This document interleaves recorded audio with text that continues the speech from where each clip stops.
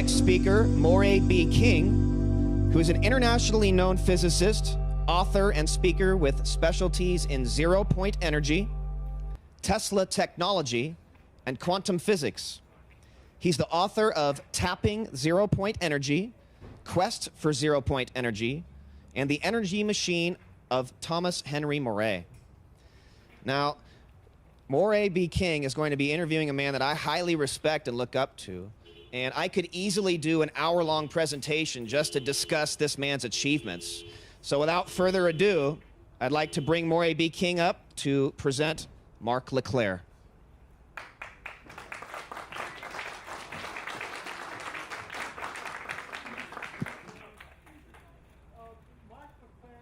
You have the sound?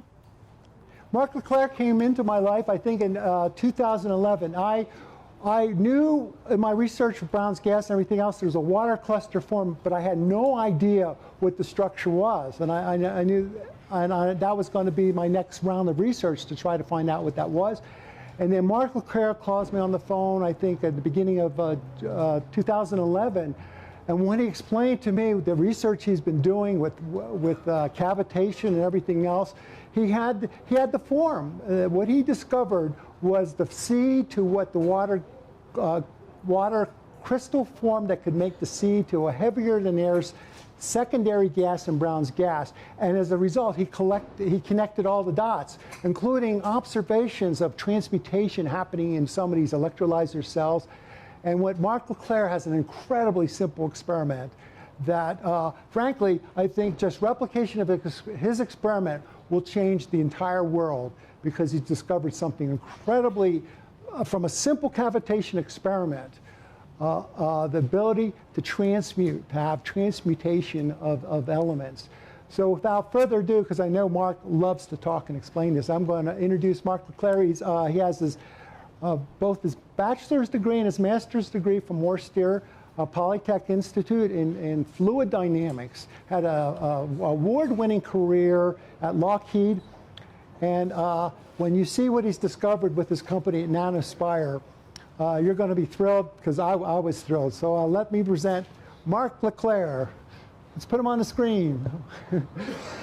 Let me present Mark Leclerc. Technical difficulties. They're trying to put you on the screen, Mark. Can you hear us? Can you hear me?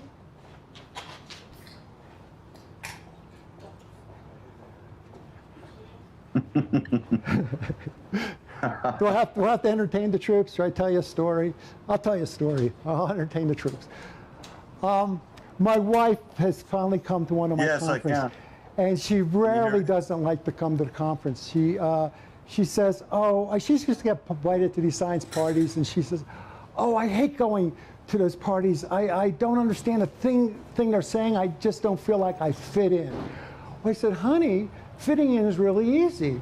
There's one word you can always say no matter what they're saying, and they will love you. And she goes, oh, what word's that? I says, that word is indubitably. And she said, but let me warn you, there's one word you must never say, for they will hate you. She goes, oh, really? What word's that? I said, that word is poppycock. I said, and she went, well, this kind of sounds like fun. I'm going to the party. So she jumps in the shower, and a few minutes later, I hear her singing, indubitably, indubitably, poppycock. And so we get to the party. And I'm mingling with the crowd, and I look across the room, and there's a physicist from the University of Utah writing equations on a pad of paper enthusiastically at my wife.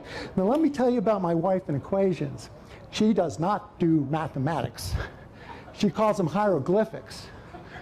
And so I engage my group with conversations. A few minutes later, she comes back up to me. She says, I want to go home. I blew it. And I go, honey, what happened? It looks like you were just doing it beautifully with the physics professor. Oh, I was. That indubitably word worked really, really well. But when he started writing hieroglyphics, I just could not resist. So I tried the other word. Rest assured, she learned her lesson. At this conference, when she says indubitably, she really, really means it. Okay, I think we got you. Can we put Mark up on the screen? We couldn't get on the screen? Oh, darn. They can't see you, Mark. Anyway, they have your nanospire slide up in, do I change the slides? Yeah. Okay, and I'm gonna let you take it away from here. So go ahead. Well, I'd like to say hello to my audience. Pleased to really have a chance to be able to discuss my material. I always, like Murray says, always enjoy talking about this. Just to kind of point out what we're using here, we're playing with cavitation, and the cavitation bubble is shown right in the top center of the slide. And if you look carefully in the center, you can actually see a core coming down through the bubble. That's a liquid core of water. That's a steam bubble. It's approximately 1 millimeter in diameter, and it's collapsing next to a surface.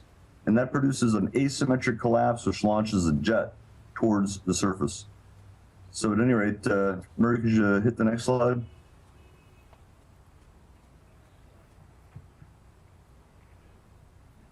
Everybody read it quick.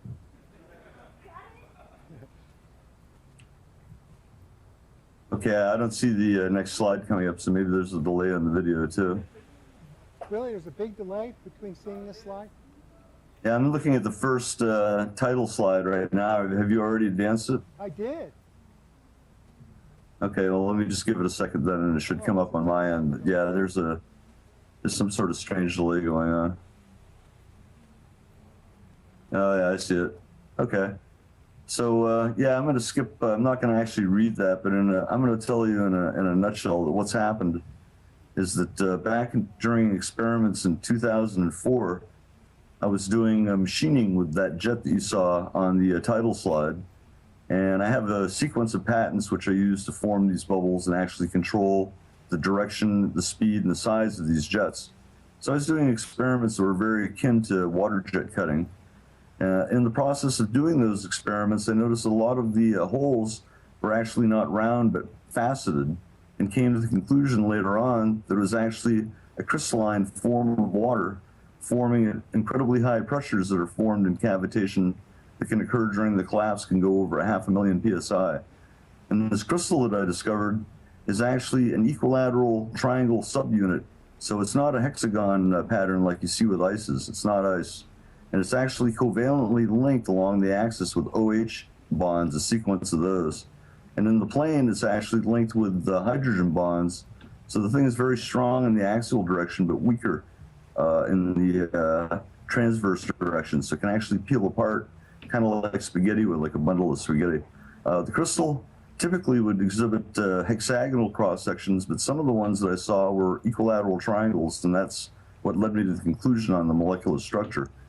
When you work out the numbers on this, it turns out this is dense as steel. It's got a specific gravity around 5.5, depending on the lengths of the bonds under compression. And so really the crystal is the crux of what led to the next discovery, which when I was in the process of doing the machining, I began to notice that long trenches were appearing on the material on the surface that I was using to collapse the cavitation bubble next to. And after only a few minutes of doing the machining, I take these things out of the water, and there's no apparent cause and effect why they should have appeared, but yet there they were. And so under examination under the microscope, once again, you could see that these things were very symmetric. They had half hexagonal bottoms to the trench. And so later on, I was able to conclude that it was the water crystal carving the trench with the crystal halfway into the page. And that's why you see a half hexagonal cross-section to the trench. So it occurs to me that, you know, this thing was producing heat. And so back in 2009, we received a grant from Hub Laboratories, and we produced a cavitation hot water heater. And the goal with this project was actually to demonstrate that zero-point energy was actually the responsible driving mechanism for producing heat in cavitation-related experiments where excess energy had been seen, particularly in the ones where they hadn't seen radioactive release.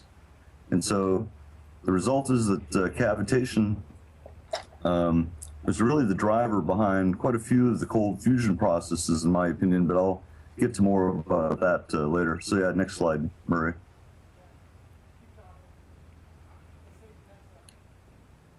Okay.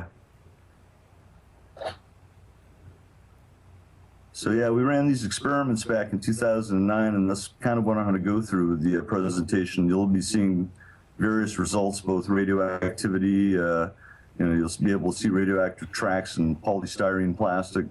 You'll see Geiger counter data. You'll also see some other pretty amazing things too, like patches of diamond that appeared on the core, and these are all things that I'll touch on in the presentation. Yeah, let's go right to the next slide, Murray. That shows me something beyond the abstract. Okay, and it'll be up here in a second. So in a summary, that's what we've done is we've taken this water crystal and harnessed it to be able to produce energy. And I produced a lot of these trenches by trying to pack as many attractive, sharp edges on metal as I could into the core, because there's an electrostatic attraction between the water crystal and the surface, which I'll get to later. Yeah, there's a little background there. I see it now. Okay, so Nanospire, we started back in the beginning of January 2002, and actually slightly before that, it was a Foresight Institute conference back in Santa Clara. And I was surrounded by the venture capitalists that convinced me that I should start a company harnessing cavitation reentrant jets. So in the process now, we've received, that says 7 grants. We're actually up to about 9 grants that we've won now. We won the top award in nanotechnology in the world, actually, back in 2003, and I was flown to Tokyo to present in front of a crowd of about 50,000 people. And I managed to beat out the likes of all the Japanese trading companies and quite a few other premier groups in nanotechnology, so we were really pleased about that. And then also want to point out that we've got 4 issued patents. The patents are extremely broad. They've got a lot of claims, and they really cover a lot of territory in terms of what you can use reentrant jets harnessed in different ways. I guess I'd want to put out the common thread in all of them is I've created a new prime mover in being able to harness the reentrant jets. Yeah, that's my smiling face on the top slide there, and Serge Levitt, my executive vice president, down below. And I guess I'll start by telling you a bit about Serge's background, because you've heard some about mine. Serge is the founder of a cavitation processing company called 5 Star Technologies. They went on to spin off another company named Aristine. And they were into cavitation nanophase material production. And Serge was actually one of my former bosses. I consulted the 5 Star back close to 20 years ago. And so Serge and I have worked together now for close to 20 years. And Serge really is one of the most knowledgeable people in cavitation in the world, in my opinion, besides some of the other people that we work with. And he's a real asset to Nanospire. I also want to point out that he was a co-discoverer of, during the fusion experiment too, that we were actually trying to show that there really wasn't that much fusion going on during the 0-point energy release, but it turns out there was. So it was a serendipitous discovery, and I just want to point out that, Serge is right there with me. We were testing the thing out, and, we'll get back to what ends up happening in the results, but it's pretty fantastic.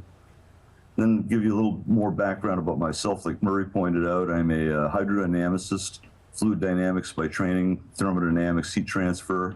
Also studied quite a bit of atomic physics, and my master's degree was in nuclear engineering. I studied the fouling of nuclear steam generators at L.e.n.r Research Laboratory, where it's actually the 3rd oldest hydrodynamic research facility in the United States, founded back in the Civil War. My former advisor back there during my master's was Mahadvan Padmanabhan.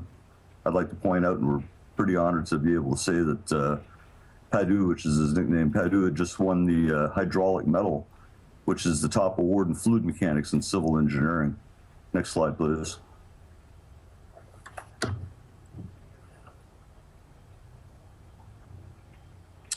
So yeah, Murray, you can just kind of like advance them in advance for me like that because of the lag, and that'll work out. Okay. So I'm not going to spend that much time on them unless I really need to. Yeah, we'll be of like minds. Right. Yeah, I also want to point out that I worked in the fluid mechanics group at Lockheed Missiles and Space Company in Sunnyvale, California. I was there for 4 years, from 1989 through 1993. Worked on cavitation issues surrounding the launch of the Trident 1 and 2 nuclear missiles out of the submarines. I managed to win every award that Lockheed had to offer. I had commendations from the Navy, commendations from Lockheed.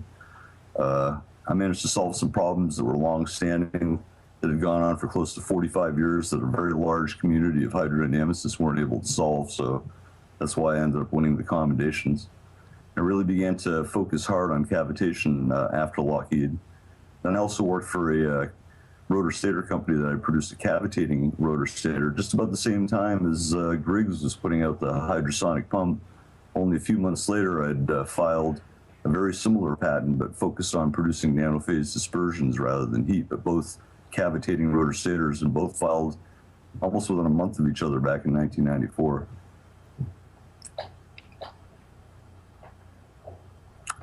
So, Murray, can you actually see the next slide yet, or? What is cavitation? What is cavitation? Yeah, that's what's on the slide right now. Oh, okay, yeah, no, it hasn't come up yet, so I'll just give it a second. In fact, you know what, I'm going to bring up my presentation on my end so I can actually see it and talk to it while we wait anyway. Let me see.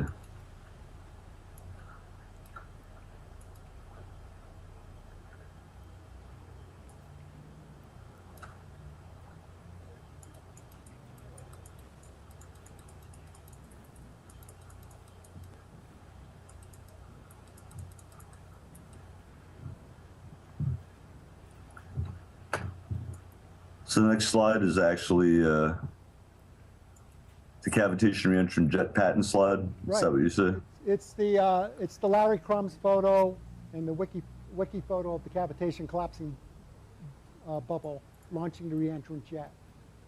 Okay. All right. Yeah, I can see that on my side because I've got the PowerPoint here for me to look at anyway, so I'll know which slide we're talking about until it comes up. Yeah, let me point out exactly what's going on here, because this process is really key. With cavitation, it's nothing more than a boiling phenomenon. Cavitation is another word for boiling. So what you're doing is you're forming the boiling point, but at room temperature by using very high pressure drop, typically. Now, these cavitation bubbles can vary in character quite a lot from the boiling of a bubble that you would see in a teapot to the type that are formed by a laser, where they're very highly evacuated and they have very little water vapor on the inside of them. They're very dry. And that makes a big difference in terms of the collapse mechanics, because there's a lot of vapor in that bubble. It acts like a spring. And when it goes to collapse, it can soften the collapse. So cavitation then has very little water vapor inside the bubble. It typically forms, you know, at room temperature, it's not so saturated. Those collapse very violently, and the interface of the bubble is actually moving at the speed of sound of the liquid, which for water, that's pretty fast. It's 1,500 meters per second. All right, and so the jet is also moving at up to 1,500 meters per second. That's the top speed for this thing. So the Mach 4 that I refer to is actually the equivalent speed in air, so that's a bit of a misnomer. Just want to point that out. Now, if this bubble collapses within 6 fully expanded bubble diameters of a surface, it'll cause the bubble to collapse asymmetrically. That's what you're seeing on the bottom. And the bubble, as it tries to pull away from the plate, is being slowed down on the side closest to the plate, but not on the opposite side. So the result is the bubble turns itself inside out like a torus, and then launches the reentrant jet down through the core, so the water is being pulled down through the center of the bubble. And the result is that the cavitation bubble is a way of being able to create a high-speed liquid jet.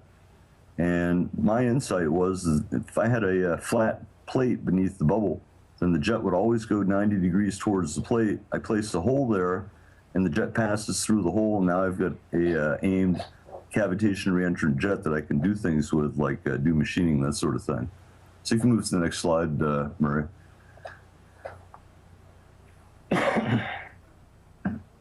Okay. Okay. I'll pop it over on this one too. Let me see.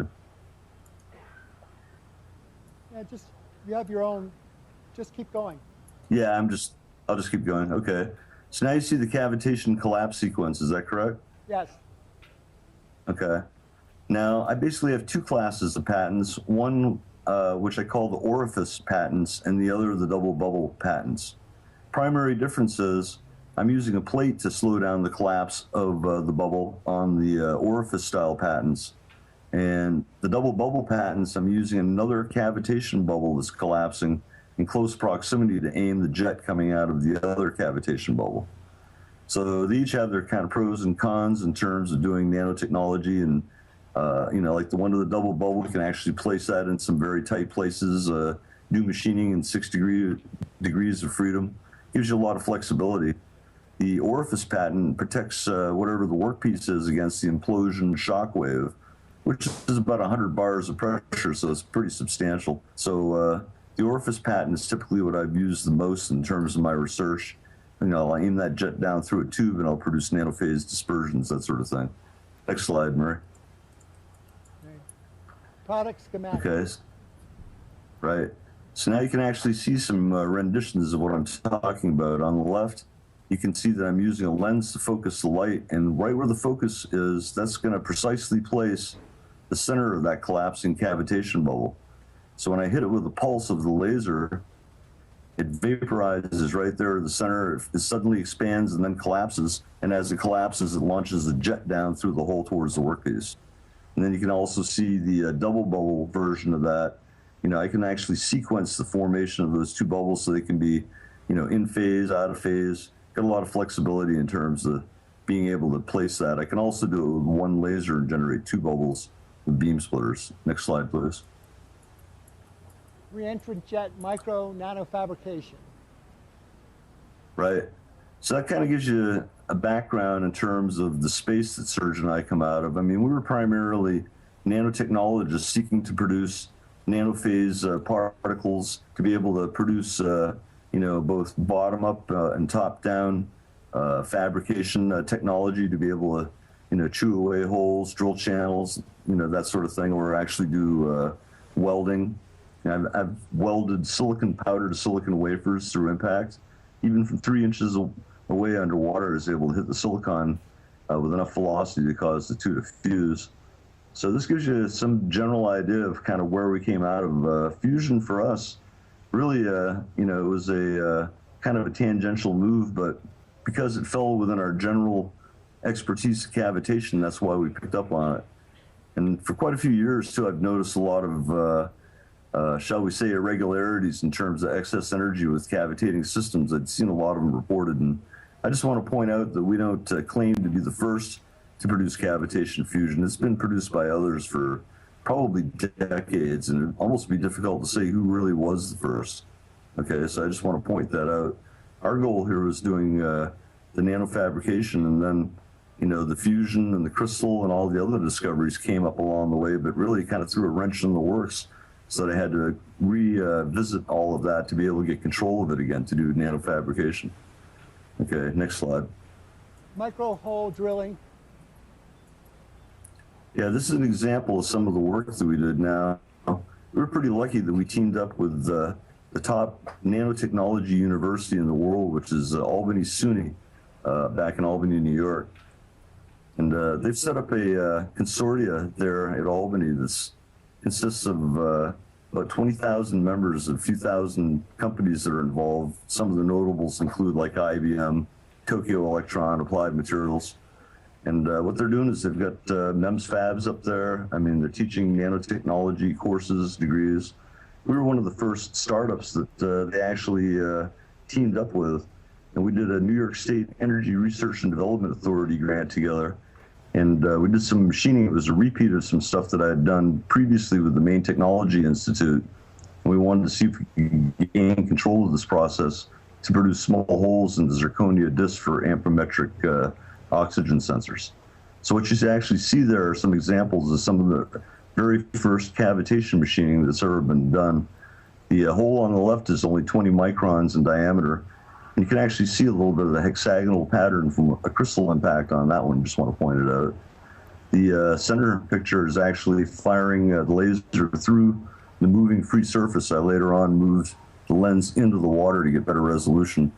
And I went from my initial results were roughly a 1/4 degree standard deviation with about a 1 1/4 degree accuracy, but that improved considerably to about 0.08 of a degree when we finally did the New York State Development Authority machining.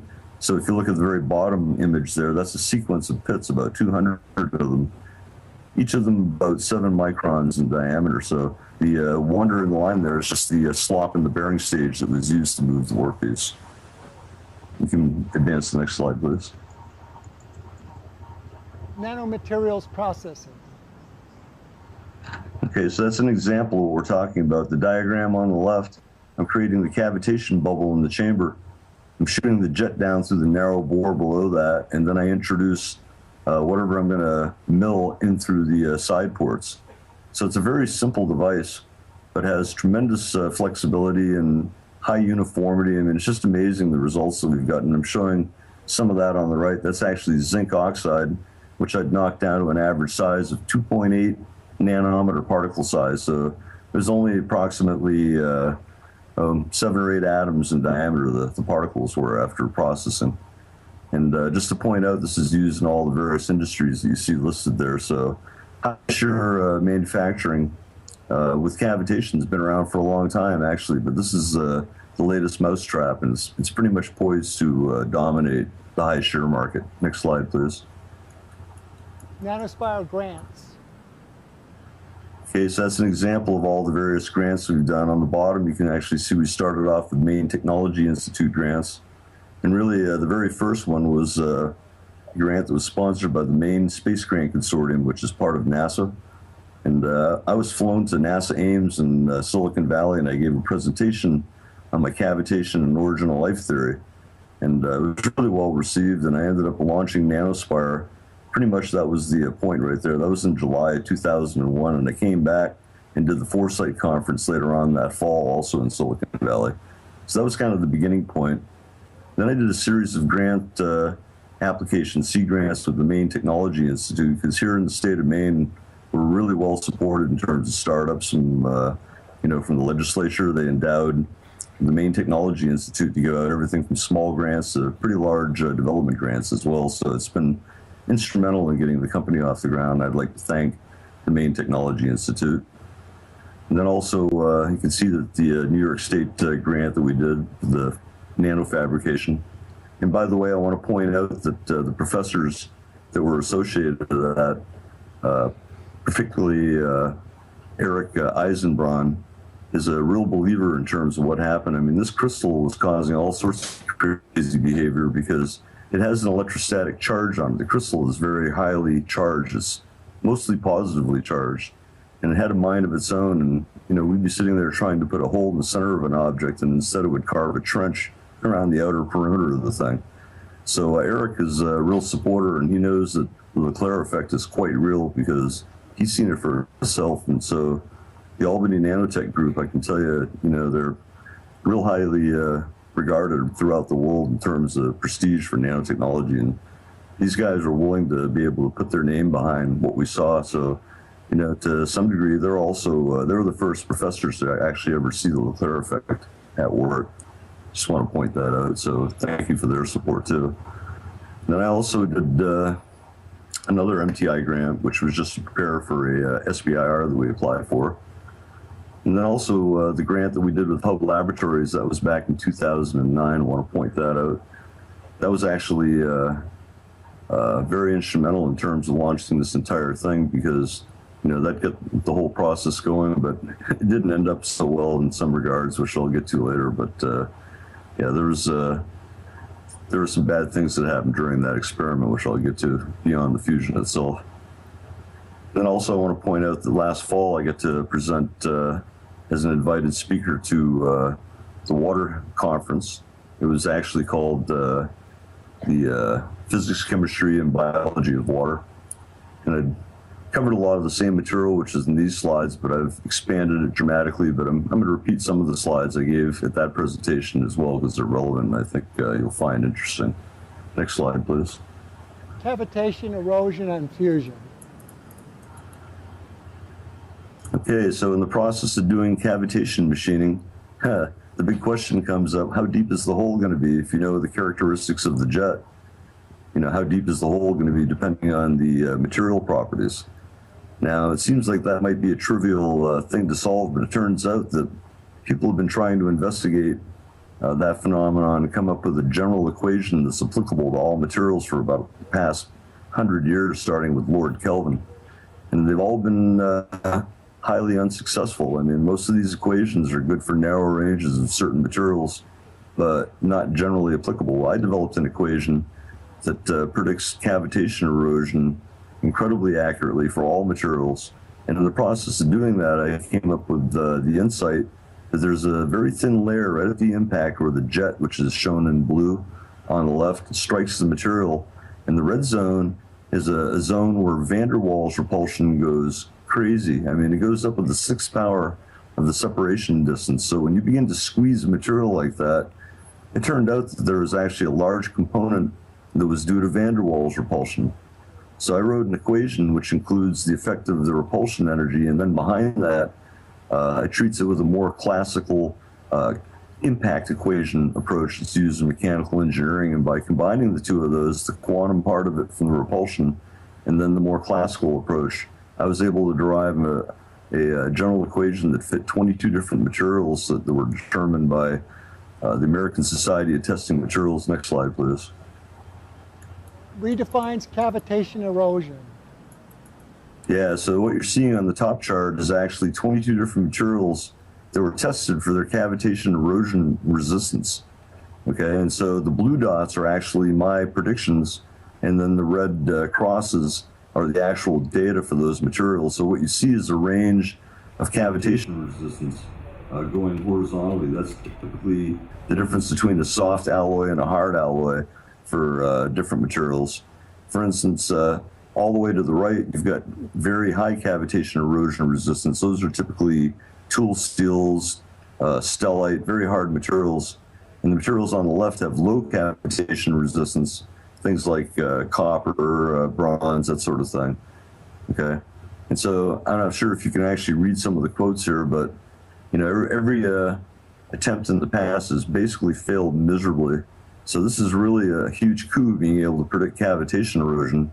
And the reason this is even being brought up is because the pressure and temperature of impact can be predicted by this equation. And so you can actually determine the thermodynamic equation of state. And it turns out for a lot of the hardest materials and the highest speed jets that you're going to achieve borderline fusion conditions just during the impact of the jet alone, even without having to invoke zero-point energy of the Leclerc effect, which take over after that and begin to form trenches. Next slide, please. Faceted cavitation. Okay. Yeah, so this is an example of what I was seeing. The upper left corner, you can see there's some facets to the to that impact. Is largely hexagonal, and just below that, you can see a nice round impact for contrast. And below that particular picture, you can see a really nice impact that's hexagonal and aluminum. And of course, look at that equilateral triangle impact on the right. That's in paper, actually. I'm also able to launch the reentrant jets out of the water and through the air through a device that I put together. So I'm able to do machining and fabrication in air and not necessarily submerged. So that particular impact was a reentrant jet that had flown 7 meters across the laboratory and then impacted a paper target. And you can see it maintained the crystalline structure even after traveling 20 feet through the air. Next slide, please. The water crystal. Okay, so this is the gist of it right here. The crystal is able to link along the axis, like I pointed out, with OH bonds. But as you can see, the high pressure is compacting the hydrogen and oxygen in the tightest possible configuration, which, you know, if you think of a billiard rack and the way the balls, you know, stack up inside, they form equilateral triangles because that's as close as you can put them together. So that's what's happening in the case of this water crystal, is it's actually squeezing the hydrogen bonds to the oxygen, so it's in a 90-degree configuration. So a hydrogen is pointing up along the axis, and another one points along the triangle structure that forms. And so this thing actually leaves a lot of exposed protons, and it generally has a positive charge like on the face and on the sides, but it has a negative charge on the bottom, which is where, you know, the OH bond is allowed to bind. The result is this thing can form a closed loop. And if you look at the upper two pictures, that's the water crystal is linked into a loop, twisted into a figure 8, and then embedded itself into steel. And when the crystal hit the steel, it shattered, and you can see a sequence of hexagons that form the image as it goes around the figure eights. So then to show that the protons are being heavily displayed, I reasoned that there must be 0 pH. So I did the old cliche, I did the litmus test. So I aimed the reentrant jets at the litmus paper, that's the center pictures. And for green litmus paper, you could see a red impact, and under better examination, that was actually a hexagon.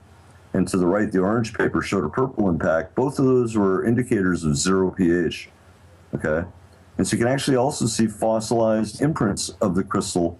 The lower right corner, that's an imprint into paper. That's another one of the paper targets that was struck from 7 meters away.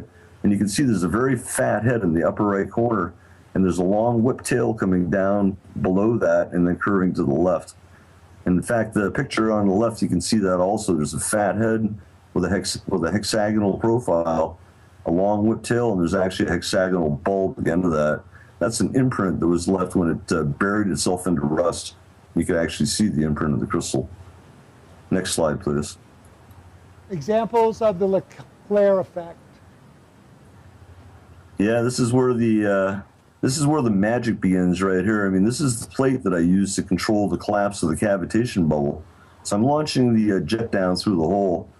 The zone surrounding the hole in the upper center picture, you can see the some of the anodized black aluminum has been burned away by the defocus of the laser. And so that's all that caused that. But if you see the lines going all the way across that plate from one side to the other, those are the trenches that were carved by the water crystals. So what's happened is that the bubbles collapsed next to the plate, launched a crystallized cavitation reentrant jet towards that hole, but then it turned 90 degrees and headed towards its induced negative electrostatic charge on the edge, and it headed 90 degrees towards it, the path of least resistance. And you can see several of those occurred. The close-up pictures on the left, you can see that the trench starts off narrow but actually becomes wider in the direction of motion. So that was the first indication that this thing was actually starting to gain a head of steam with no apparent input. Now, if you look at the center lower picture, that's one of the crystals that actually chased and tried to link up with its tail, and it formed a perfect circle as it carved the trench going around trying to link up with itself.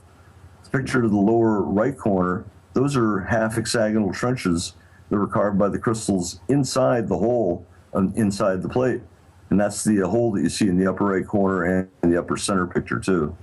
Now the upper right corner picture, you can see some of the crystals have come through the hole. This is on the bottom of the plate that you can't see. And you can see that several of them have actually gone into orbit around their own induced negative charge on the edge of that hole. That's what they're doing. They're positive. The edge of that hole is negative, and it's orbiting it just like moons would a planet. So pretty bizarre behavior. You know, that was the beginning of it right there. Next slide, please. Spiraling Leclerc effect crystallized reentrant jet. Yeah, so not only can the trenches form nice even half hexagons, but some of the time you'd actually see the jet spiraling as it formed the trench. But the idea is the same. The axis of the jet is actually flush with the page into the material. So the crystal is half out of the copper and half into the copper. And as it rotates, you can see the diagonal impact marks that it makes as it does it. Pretty amazing. Next slide, please. The Leclerc effect. Okay, so this is what it comes down to. Like, if you look at the lower schematic that I'm showing, the crystal is halfway down into the page. And the reason for that is because as it's attracted towards the surface, the electrons are pulled up on the surface. And so it tries to get as close to them as it can, forming a least potential energy state, right? So if it's down too deep into the material, it tries to go up to the surface where the electrons are. If it's too far above the surface, it tries to go down into the material. So the place where it's as close as it can get is with the axis of the crystal flush with the material. Now, that crystal is coming out of the cavitation bubble at supersonic speeds, so there's a bow shock wave surrounding the crystal. And that's for certain. And I've actually seen images of the shock wave, Mach lines, these sort of things that are known to fluid dynamicists. You can see Mach fans. I mean, strong proof of, the supersonic speeds that are being encountered, okay? Now, as the shock wave is traveling through either a liquid or a solid, at thousands of miles an hour, it's actually incandescent. So it's melting the material in the trench. And the positively charged crystal is electrostatically attracted to the negative shock wave, because the shock wave, as it incandesces, thermoionically emits electrons. And then the powerful electrostatic charge of the crystal attracts all the free electrons on the surface of the plate, and they begin to stream towards the crystal and go skating past either side of it. In fact, on the previous picture, you could actually see, like, the crystal is like a street, and the sidewalks on either side are where the electron flow was going past the crystal. So the result is that this thing accelerates, and it's got a runaway acceleration involved with it. And the 0-point energy portion comes in because there's a vacuum between two conductive surfaces, the front surface of the crystal and the surface of the shock wave itself. And they're in very close proximity, on the order of microns and down into nanometers. So that satisfies the condition for forming what's known as a quantum harmonic oscillator, where the electron cloud and both are actually moving in sync with one another. And that generates a net positive attraction at all times, because what's happening is that any particular atom at any time is not exactly electrically neutral. The electron cloud tends to fluctuate in position around the nucleus of the atom. So at any given instant, it's actually partially polar. And the Casimir effect arises because the partially polar nature of these things is in sync with each other. This is what Murray likes to point out as being a coherence. So these things are acting coherently on a large scale, and the result is that the attraction is really strong. And in fact, there's really two forces pulling on this crystal, both ordinary electrostatic attraction and the Casimir effect, which is a form of electrostatic attraction, like I'm pointing out. The 0-point energy fluctuations are because as the position of that electron cloud moves around, it's causing a net attraction, but it's not depleting the energy of the system like you would expect from thermodynamics, namely the temperature is not dropping, okay? The other thing that's happening in this case too, and this is from observation, is, like I said, this thing is accelerating without bounds. And as I began to dig deeper into this, it turns out that there's strong indications that it was hitting relativistic speeds in very short distances, like on the order of millimeters. Okay, so I think I'm going to touch on a little bit of theory here that I've come up with in terms of what's propelling this thing. But I believe the high pressure on the front of the shock wave is packing the material into quantum wells, namely, you're right up against the van der Waals radius of all the surrounding atoms that are along the front of this thing. And so the result is that you've got a sheet of atoms that are packed so tightly that they can't move in any particular direction. They're right up against their neighbors. And the result is the Heisenberg uncertainty principle now says that these particles that are on the bow shock wave are fixed. And anytime you have a fixed position, you have a random momentum is being imposed. And the more fixed the particle is, the more random the momentum fluctuations become.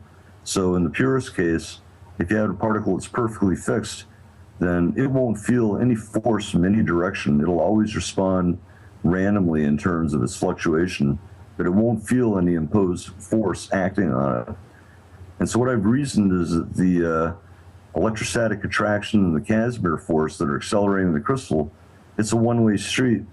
The bow shock pulls on the crystal, but when the crystal pulls on the bow shock particles are fixed.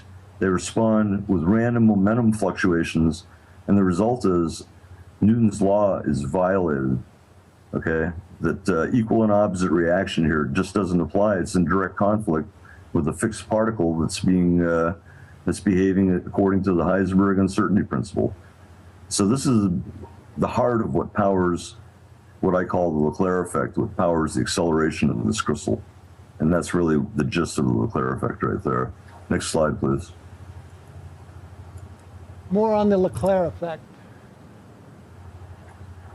Right, so if you see the particles are all packed up on the shock wave, they're right up against each other, so they can't really move quickly either in the plane of the shock or normal to the shock in the 90-degree direction. Like if you look at the little diagram I've shown on the lower right, the upper part of that diagram, one particle strikes another and then it moves to the right. That's Newton's law.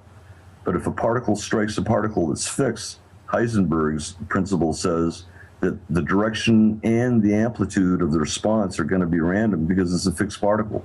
So it really doesn't matter what the imposed force is, whether it's from gravity, whether it's from flow resistance going past the outside of the shock wave, whether it's inertia. I mean, I've got strong evidence that inertia was heavily erased during this thing, and that's what allowed it to accelerate to crazy speeds in the first place. It took me a while before I came up with that, but I went back and ran the numbers, and it turns out the thing accelerated at something like 10 to the 30th Gs, and yet maintained its crystalline shape. Very strange. So implication is that no material object would have withstood that kind of acceleration of being ripped to shreds, but this thing did. And it also survived all sorts of other really energetic behavior, like small supernova explosions, which I'm going to get to a little bit later on. I just also want to point out that there's other types of phenomenon very similar that apparently may be propelled by the Leclerc effect also. That includes like ball lightning, which has a tendency to just sort of drift around and meander. It can pass right through walls and windows that are shut without losing its form. And I believe this is a case of the force erasure by the Heisenberg principle. That's the same thing that powers the Leclerc effect for acceleration. Also, EVO charge clusters that Ken Shoulders had discovered were also showed evidence of being propelled too. They left tracks. And charge clusters like the Proton 21 group, they saw some interesting effects with those too that may be related. So I just want to point out that the Leclerc effect seems to pop up in some really interesting areas. Also the Hutchison effect, which isn't listed here, I believe is another form of the Leclerc effect as well, for those that want to look into that. Next slide, please. Leclerc effect and zero-point energy. Okay, so this is the very first cavitation hot water heater experiment that I did, and this is back in March 2007. And what I did is I used a drill utility pump, which is like a 2-inch centrifugal pump, and I sent water into a PVC chamber that I had a rolled up piece of aluminum plate that has a hole pattern drilled into it in rows and columns. And the reason that I chose that is because knowing that the crystal was electrostatically charged, I reasoned it would be attracted towards all the sharp edges presented on that plate. And by coiling it up, I'd present a lot of sharp edges into the volume that you're trying to heat, so you'd get a lot of effect going on. And so after running it, sure enough, I could see trenches both inside the circles, along the rows and columns of the holes, along the edges of the plate. I even saw some figure eights, and it's hard to make out, but in the lower right corner of that drill plate, there's a figure eight that if you stretched it out end to end would probably be 3/4 of an inch long. And it chewed a trench all the way down the entire length of that plate, 3 feet long, caused severe melting and discoloration of the aluminum too. Next slide, please. July 25th, 2008. So the next thing that I tried to do is also, I took a coil of copper wire, about 6 feet of it, about 2 meters worth of wire, wrapped it up onto a glass pipette, put that into a water tank where I aimed the crystallized cavitation reentrant jets towards the tip of the wire, which you can actually see in the lower left. And then what happened is the crystal was attracted to the wire, followed the spiral wrap of the wire. If you look to the right, you can actually see narrow trench on the outer edge of the wire itself. It was about maybe 20 microns in diameter, but it ran the entire length of the wire, the entire 6 feet, and half of that wire was actually out of the water. Half was into the tank and half was out of the tank. So once this thing got going, it didn't even need to be surrounded by water anymore. Just the vapor coming off the melting copper was enough to propel it. So the Leclerc effect can start in water, but it can actually crawl right out of the tank, just like the old cliche. Next image, please. 2009 cavitation ZPE reactor. Okay, this is where things really start getting exciting. Okay, this is the early experiments in July. We ran a series from July through August where we probably did maybe 10 or 12 hours worth of total experimental runtime with a bunch of different configurations.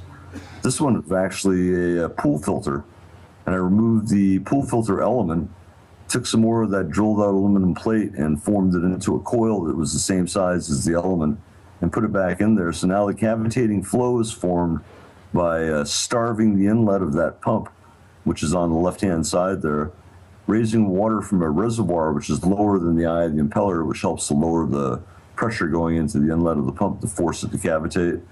And then I choked the inlet of the pump also with the valve that's shown. And then I turned it into a bubble generator, and the bubbles, cavitation bubbles, were fed into that chamber where the plate was.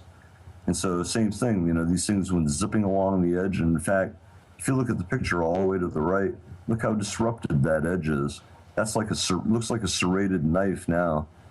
And it's just a series of serrated pits. I mean, it really chewed the plate apart. And in fact, that core, after 30 seconds of operation, fell apart in my hands in 3 pieces when I pulled it out. I couldn't believe it. And if you look closely, like in the upper center image, you can actually see a ghost image of the whole pattern of the plate. Well, it turns out later under analysis, that's a diamond film that was caused by the reflection of the neutron flux coming out of this thing was so intense that it actually burned the whole pattern image into other parts of the plate in the form of a diamond. Some of them were really large, like the patch that you see in the center. That white patch you see was confirmed to be diamond by XPS analysis, by SEM-EDAX, and also by mass spec. And it contained every element in the periodic table all the way up to californium. Next slide, please. August 24th and 25th. Okay, this is the real landmark experiments. This is what was done with the Hub Laboratories grant.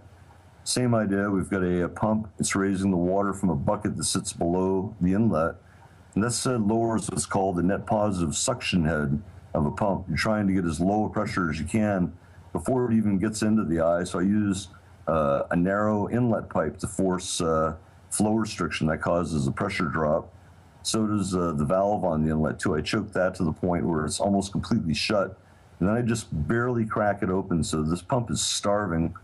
And it's, instead of flowing at its normal 25 gallon per minute rating, it's only flowing at about half a gallon per minute, but it's heavily cavitating. And that cavitating flow is being fed into a PVC pipe that contains a rolled out piece of that aluminum plate. The rolled out plate is in that chamber. And you can actually see the blue lines coming off. Those are thermocouples that are located along the various parts of the core. And so I had this thing recording through a data logger as well. So I was getting temperature readings every second from 4 different thermocouples. Next slide, please. April 12th. Okay, so this is another experiment that we did at the Naval Research Laboratory in Washington, D.C. Now, I want to point out that on our board of advisors, we have a fellow named Ed Pope, who's a former naval intelligence officer. He's retired now. He's also a former professor of counter-terrorism back at Penn State University. And Ed's been heavily involved with cavitation too, and in fact is quite famous for having obtained the details on the cavitating torpedo which the Russians had. And Ed actually spent a year back in the KGB prison, kind of was made an example out of by Putin when he was elected, trying to look tough to the hardliners. And so he ends up being bailed out of there after a year by one of the senators from Pennsylvania. So he went to bat for us, and he's very pro what we're up to, because he understands cavitation, better than most people would. And so he managed to get us into the Naval Research Laboratory, where we did a repeat experiment of the original August 2009 experiment. Okay. Now I want to point out the August 2009 experiment caused a 30-degree average temperature rise through the core of that reactor. And I was seeing 50 or 60-degree temperature spikes. To see the temperature data in one of the following slides. But, I saw similar things happen here with this experiment. In fact, one of the things that was different is I used clear PVC in this experiment. And the image of the whole pattern of the plate actually burned right into the clear PVC. That's the center left picture that you see. So that's a pretty amazing image right there. You take a close look at that, and you can see that the places that are glowing are the edges. So the crystal is orbiting each of the holes. That's why you see the holes. And you can see that they're lit along rows and columns. So it's going from hole to hole, orbiting each of the holes and then zipping along to the next one. So those are the areas that are emitting radiation, and that's why you see that image burned into the plastic. Next slide, please. Temperature history. Okay, so this is the August 24th, 2009 experiment. Now, that reactor core was only 1 foot long and 1.25 inches on the ID with the roll of that plate inside of it. The temperatures that you see, T1, T2, and T3, those are the different colored traces that you see. So I turn the switch on the left, and you see an instantaneous 32-degree Fahrenheit temperature jump as soon as we hit the switch. And it just started climbing after that because we're recirculating the water back into the fill tank. But you can see that each one of those spikes that are going up, some of the highest spikes go from the inlet temperature all the way to the outlet. I mean, they're close to 50, 60-degree temperature jumps. And they're very short duration, too, very instantaneous. Reason why is it turns out they're micro-nuclear explosions that are going on along the plate right on the very front of the bow shock. It's compressing the material so much that it's creating fusion right on the bow shock. So this is the really amazing thing that happened. The zero-point energy accelerated the crystal, but it accelerated to the point where it generated speeds that were generating fusion right there at the front. So we're talking hot fusion, the kind that occurs inside of stars, during core collapse supernovas, other types of supernovas. I mean, I can actually see the signature in the data. You're going to see this in some of the following slides, where you can see that the nucleosynthesis followed the exact pattern as it does in stars. Okay, but at any rate, just to readdress this, you can really see that the temperature climbs. So in a matter of 16 minutes, this thing was already up to hitting peak temperatures of 143 degrees Fahrenheit, starting at room temperature. So, I mean, no having to wait for palladium to be conditioned, waiting 2 weeks for your electrolytic cell to start acting up on you. This thing is, you hit the switch and it produces energy. And it did it every time. We did 12 experiments, and the results were the same, basically for all of them. Next slide, please. Geiger counter data. So this is a collection of all the various radiation data that we've collected. The most interesting one, the green curve that you see on the top, was actually an experiment that I ran for 5 minutes, came back 2.5 hours later, and noticed that the thing was radioactive as the dickens. And so I ended up hooking up the data logger for the Geiger counter, and I captured the decay curve. Now this is really landmark because, let me tell you, the PVC, the number one radiation absorbing element in the PVC is the chlorine. Turns out that it's got a neutron absorption cross-section that's thousands of times higher than the carbon and the oxygen. All right, so chlorine is extremely absorptive of neutrons. And what ended up happening is the 35 and the 37 chlorine ended up being converted into 39 chlorine, which has a 56-minute half-life. Yeah, 55.5 minutes. And you can see plainly those are the various half-lives. That decay curve is the result of a 56-minute half-life decay. So there's proof that a neutron flux came out of this thing, the chlorine absorbed it, and then re-emitted it as gamma rays, which the Geiger counter was able to pick up. And so, during the experiment, it was probably running like 50 or 60 times above the background level, because the background was never more than about 20 or 30 counts per minute. The other experiments that ran also showed radioactive release, but nothing close to that particular experiment, which was a special design that I won't get into for proprietary reasons. But yeah, it produced some pretty intense radiation and kind of hard to argue with. I mean, it's a lot more than you could say it was due to background or noise or scatter, so pretty in-your-face radiation results. Next slide, please. August 24th. Well, it turns out that I had this plastic dish, which used to be an electrical tape dish that was sitting in the metal desk that the reactor was sitting on top of. So the radiation from the reactor, the prompt radiation while it was operating, produced these rings of radioactive tracks in the polystyrene plastic. And I believe the reason it was rings is because they were charged particles, and they were just orbiting some sort of induced charge on the inside of the plastic. But pretty amazing, it ended up marking up the plastic as much as it did. And in fact, close-up of that plastic under the microscope, if you look at like the bottom right image, that one's really striking. I think what you're seeing there is both fusion and fission that happened side by side in the plastic. The upper image is a fusion release, which is exothermic. And then the lower one is actually fission, where you can see the nucleus is split into various fragments. Each one's a deuteron. That happened to be an oxygen atom because there was a total of 8 double tracks leading away from the main track, so I concluded it was the oxygen in the plastic. Next slide, please. Mark, they want you to speed up the pace. We're running out of time. Okay. Nuclear tracks. Now so here are the nuclear tracks in the plastic. You can actually see branching gamma ray tracks in the upper left corner, and that's because you get electron-positron pairs that are forming. You can see spiraling particle tracks. You can see collisions. If you look in the upper right picture, you can see that the material, this is all transmuted material that came out of the inside of the reactor. And these chips are on the order of maybe a millimeter in size. And they were spalling tracks that were being dragged along by the magnetic fields of these particles that were being emitted. So you see straight line tracks on the top of the dish, and into the plastic you see the nuclear tracks. Next slide, please. Transmuted material. Okay, so here's close-ups of the holes, and you can see, like in the upper left corner there, the crystal went from hole to hole, so it went partway around the circle, went to the next one, cut right into the material as it went. Some of these that orbited the holes left a whole bunch of transmuted material. That's what you're seeing in the center picture. Those chips, those white chips, came out of the holes. In the other pictures you can see too that it formed at various thicknesses. Also, plate-like material formed on the surface of the thing. That's that green particle that you see.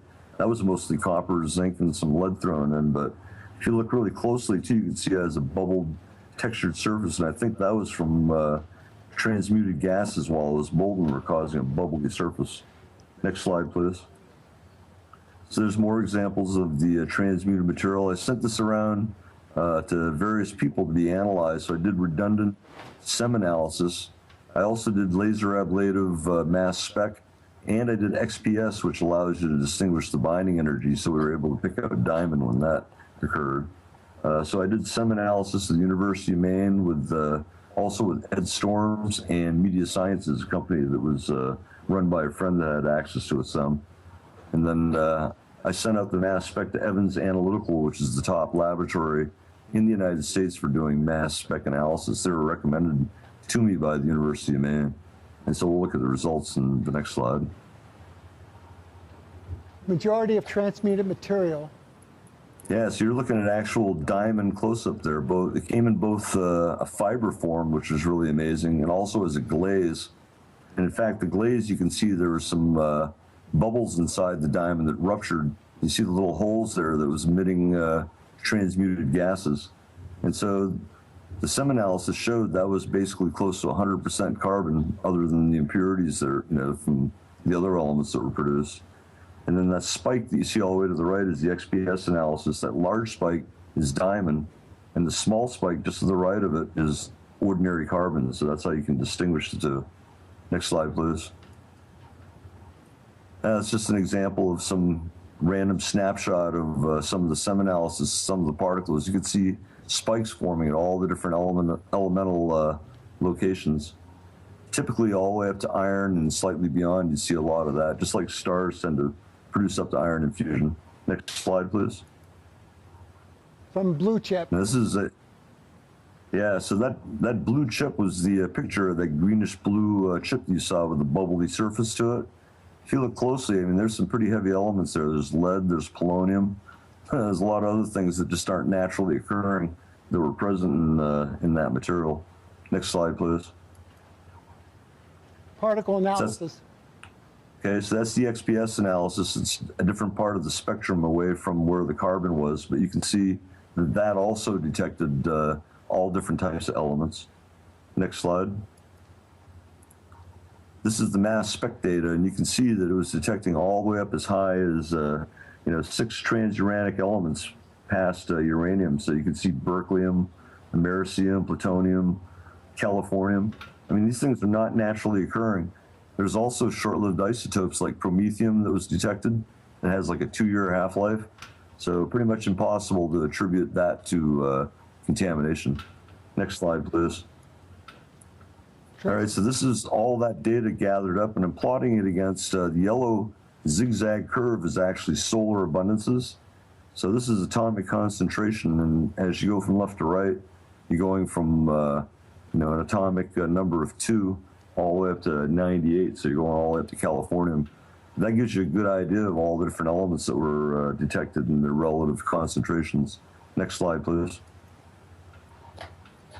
So this is another way of looking at the data. I also plotted it as weight concentration instead of atomic concentration. And you can see that you see a lot of spikes forming in this thing, just like the solar data. And the reason why is because in solar nucleosynthesis, you get alpha particles being tacked on to carbon, which is a starting point in the nucleosynthesis chain when you get into the heavier stars. And the result is that every element is produced it tends to favor the even numbered elements, and you get roughly 10 times the concentration of the even compared to the odd. That's called the odd-even rule of astronomy. I took that same mass spec data, what I did is an estimate, that's the lower curve, where I added in unmeasured isotopes because they had like a standard set that they would measure, but they didn't measure all of them. So I made a rough guess, and what I did is I added in both primordial and unmeasured stable isotopes for all the elements and gave them the same average concentration that was measured. And what you end up seeing is a very distinct pattern of the zigzag pattern forming, especially like in the rare earths, like to the middle right of the thing.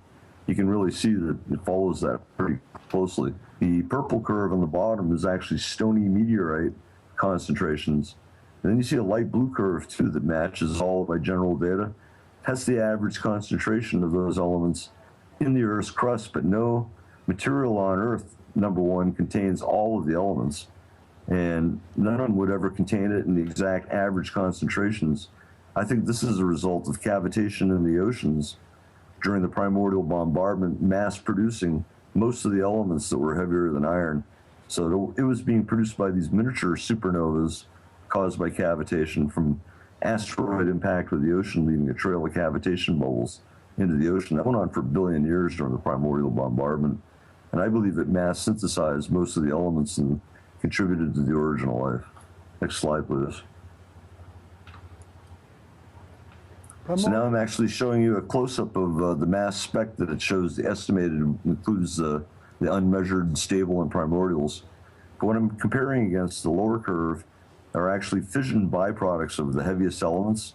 So you see distributions like the blue curves are for uranium, so you get like a bimodal distribution.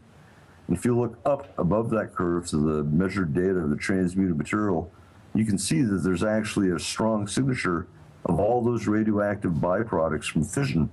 So not only was fusion produced, but the fission byproducts produce excesses of certain elements, like that really tall spike in the center is actually tin. And tin is the primary byproduct of elements heavier than fermium, because they tend to split into tin and tin, put them together, and you get fermium. And then the spike to the right, the blue spike there on the upper curve, that's lead. So there's a lot of lead, and that's the result of the tail end of uranium decay that was sped up by a neutron bombardment. And the curve just to the immediate right of the tin curve, that's barium. Okay, and to the left of it is cesium and strontium. So, I mean, this thing is following the exact pattern of nuclear fallout. Next slide, please. Transmuted material. All right, so now I'm showing isotope ratios because I measured individual isotopes for quite a few different elements. And so I took ratios of the isotopes that were measured, and then I analyzed the same ratios that are known for solar abundances. And what you begin to see is that, at least up as far as iron, it's very similar to the sun, but it begins to depart big time after that. Some of these isotope ratios are more than 10,000 or close to 10,000 times different than the solar abundances. So it's pretty obvious that there's a very heavy radioactive decay signature with these isotope signatures, that they're far off from the solar ones because the solar abundances have had 4 billion years to cool off. And this stuff all came straight out of the oven. Next slide, please. Now, it turns out that the bulk of the transmuted material was carbon and oxygen, with maybe 20% of all the rest of the elements being present. And you can see a strong correlation between the amount of carbon and the amount of the other materials. So what I did is I plotted for an individual particle its carbon concentration on the x-axis, and then the concentration of all the other elements vertically on the y-axis. And what this shows you is there's an interplay between the carbon and especially like the oxygen, which is the next step along the chain in alpha nucleosynthesis from carbon. So as the carbon is depleted, the oxygen increases, and then some of the oxygen is depleted, and that forms the next heaviest elements, and so on and so forth, all the way up the periodic table. And what this is showing you is that it's got very similar behavior, in fact, identical behavior to the effective nucleosynthesis that occurs in stars. So the right half of this curve is typical of type 1 supernovas, which are like white dwarfs with the layers of an adjacent star, a binary star, collapsing onto them. Hits the Chandrasekhar limit, and then it explodes, right? And everything to the left of that is typical of type 2 supernovas, which involve heavy star collapse, like stars that have really a lot of mass before they actually form and then collapse. And those will form the elements heavier than iron too, along with other types of type 2 supernovas. Next slide, please. Cavitation fusion. Okay, so now we're kind of getting towards the end here too, so we're just about going to wrap this up. What I'm showing now is that cavitation is occurring in a lot of the other cold fusion devices, particularly like the Pons-Fleischmann experiment. You've got electrodes down into the solution that can form cavitation from the plasma that they actually have observed and reported occurring on the anode, and they see pitting there too. And so I'm proposing that cavitation is really the driver behind the Pons-Fleischmann results, that they were seeing fusion too, but it's being driven by cavitation from the Leclerc effect, causing not only impacts into the electrodes, but it's probably generating some trenches there too, but they just never really, paid too much close attention to it. And then of course other forms of cavitation like ultrasonics. Now you're getting bubbles that are collapsing, but they're not forming a reentrant jet if they collapse symmetrically like the upper right picture shows. And jet impact is tens of thousands of times higher pressures than just bubble impact. And then the other type of cavitation is cavitating rotor stators. That's the schematic shown in the lower right. Those produce lots of cavitation bubbles, and they're generally going helter-skelter. The jets would strike the inside of the housing of the impeller. They'd strike the impeller. They'd go all over the place. And so what you've got is a lot of cavitation going on with these. And in fact, that's really what I use too for the basis of that first experiment. But I've done it with both laser-induced cavitation bubbles and from bubbles coming out of pumps. So it's a pretty robust phenomenon. It doesn't seem to much matter what's generating the cavitation. Next slide, please. Cavitation reentrant jet. Yeah, the original, kind of going full circle, is that, I originally had the cavitation origin of life theory. I didn't even know the crystal existed when I came up with that theory back in 2001. It wasn't until 2004 that I discovered it. So there's been a lot of synergy between cold fusion and the origin of life, believe it or not. And in fact, it's not really surprising that they go hand in hand, because my theory says cavitation nucleosynthesis replaced supernova nucleosynthesis, because it is supernovas on a small scale, and that this synthesized all the elements that were necessary for life in close proximity to some of the other crystals, which actually assembled it into DNA, RNA, and protein. You get like a one-to-one correspondence for protein link up with the crystal with adjacent bonds, and a 2-to-1 for RNA and DNA. So the crystal is the perfect geometry to be the template for assembling these things. It also eliminates the chicken and the egg problem, is that it creates both the proteins and the nucleic acids together instead of one before the other. That's my theory anyway. So yeah, basically I'm saying that cavitation from impact of the asteroids and the comets was happening at such a tremendous scale that you couldn't get away from cavitation in the oceans for a solid billion years right at the beginning, and life formed during the primordial bombardment, not afterwards. Okay, so I think that the theory is really strengthened dramatically by discovering the 0-point produced fusion. It goes hand in hand with the origin of life, and I think that when you look at, you know, the reach that cavitation has, it begins to kind of make sense. And, you know, one theory supports the other pretty strongly, in my opinion. So I just figured I'd throw that out there, that there's some support in Mother Nature for what's going on, that the Leclerc effect does happen in Mother Nature under the right conditions. Next slide, please. Summary. All right, so bottom line is that this thing produced a tremendous amount of hot water when we did the thermal experiment, the 2009 experiment. Yeah, I put out 2,900 watts of hot water and only 840 watts required to produce that. So 3.5 times more energy out than in. Not too bad for the first go around. And now I also have my theory, which helps me explain all of this. And I just want to point out that if my theory were too far off from reality, it never would have allowed me to scale up to these types of effects in the first place. So, you know, either the theory is, you know, basic tenets of it are correct, or the bulk of it is. I mean, I know there's a crystal and I know that it's accelerating. You know, we could probably argue all day long about what's actually causing the acceleration, but that much I feel certain about. And I also think that, you know, the Leclerc effect is really the basis for most of the positive results that they've been seeing in low energy nuclear reactions, and that, you know, this is why you're able to get it with various materials, because I don't really think it really depends on the material that much. It doesn't matter if there's palladium or nickel or anything else. I was able to achieve the Leclerc effect in glass, in wood. I mean, it really doesn't matter what the substrate is. It occurs just in pure water itself. In fact, one of the most powerful experiments I did with radioactive release didn't involve any core at all. It was just sending aimed reentrant jets through the water. So, you know, it's able to produce fusion very robustly under all different types of conditions and with different substrates. And then, of course, lastly, I think the crystallized cavitation reentrant jet really is the missing link, and that, you know, it explains how we all got here. So, kind of strange to think that cold fusion and origin of life are linked, but they certainly are. And that's pretty much it. I thank you. Yeah.